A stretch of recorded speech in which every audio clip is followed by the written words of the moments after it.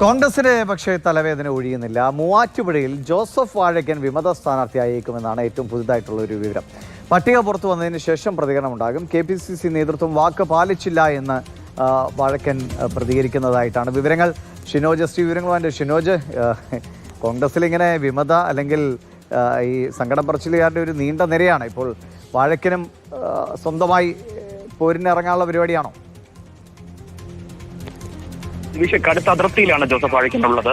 അതായത് ഈ ഏറ്റുമാനൂർ മണ്ഡലത്തിൽ നിലവിൽ പട്ടികയിലുള്ളത് PCC പ്രസിഡന്റ് നാട്ടം സുരേഷിന്റെ പേരാണ്. അതാണ് ഇത്തരത്തിൽ അതിർത്തിയിലേക്ക് ജോസഫ് വാഴക്കനെ കൊണ്ടുചെന്നെത്തിച്ചിരിക്കുന്നത്. ഏകദേശം 2 മാസം മുൻപ് തന്നെ KPCC നേതൃത്വം ജോസഫ് വാഴക്കനോട് ഏറ്റുമാനൂർ കേന്ദ്രീകരിച്ച് പ്രവർത്തിക്കാൻ ആവശ്യപ്പെട്ടു എന്നാണ് അദ്ദേഹം തന്നെ പറയുന്നത്. അതിനെ തുടർന്ന് ഏറ്റുമാനൂർ മണ്ഡലത്തിൽ കഴിഞ്ഞ 2 മാസമായി സജീവമായുണ്ട്. അവിടുത്തെ പരിപാടികളൊക്കെ തന്നെ സജീവമായി പങ്കെടുത്ത് വരികയും ചെയ്യുന്നുണ്ട്.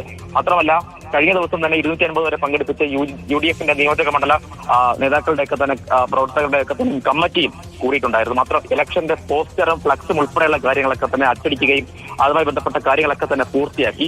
അതുപോലെ തന്നെ ആദ്യഘട്ടത്തിലുള്ള പ്രധാനപ്പെട്ട തെരഞ്ഞെടുപ്പുമായി ബന്ധപ്പെട്ട കാര്യങ്ങളൊക്കെ തന്നെ ജോസഫ് വാഴക്കൻ പൂർത്തിയാക്കുകയും ചെയ്തിട്ടുണ്ടായിരുന്നു. അതിന് പിന്നാലെയാണ് ഇത്തരത്തിൽ പട്ടികയിൽ പേരില്ല എന്നൊരു കാര്യം കൂടി ഡൽഹിയിൽ നിന്നൊക്കെ തന്നെ പുറത്തു വരുന്നത്. ഇതിലാണ് ഒരു വലിയ അതിർത്തി നിലയിൽ ഇപ്പോൾ ജോസഫ് വാഴക്കനുള്ളത്. ഇതുമായി ബന്ധപ്പെട്ട് അദ്ദേഹം സംസാരിക്കുമ്പോൾ അദ്ദേഹത്തിന്റെ അടുത്ത വൃത്തങ്ങൾ നമുക്ക് പറയുന്ന കാര്യം, നിലവിൽ ഈ അതിർത്തിയുമായി ബന്ധപ്പെട്ട് ഒരു വിമത നീക്കം ജോസഫ് വാഴക്കന്റെ ഭാഗത്ത് നിന്ന് ഉണ്ടാകുന്നതായിട്ട് പ്രധാനപ്പെട്ട കാര്യം. ഏറ്റുമാനൂരിലല്ല, അദ്ദേഹം നേരത്തെ MLA ഒക്കെ ആയിരുന്ന അദ്ദേഹത്തിന് വളരെ വ്യക്തിബന്ധങ്ങളൊക്കെ ഉള്ള മൂവാറ്റുപുഴയിൽ ജോസഫ് വാഴക്കൻ വിമതനെ മത്സരിക്കാനുള്ള നീക്കമാണ് നിലവിൽ ഇപ്പോൾ നടത്തുന്നത്. നാളെ ഈ പട്ടിക വന്നതിന് ശേഷമാകും ഒരു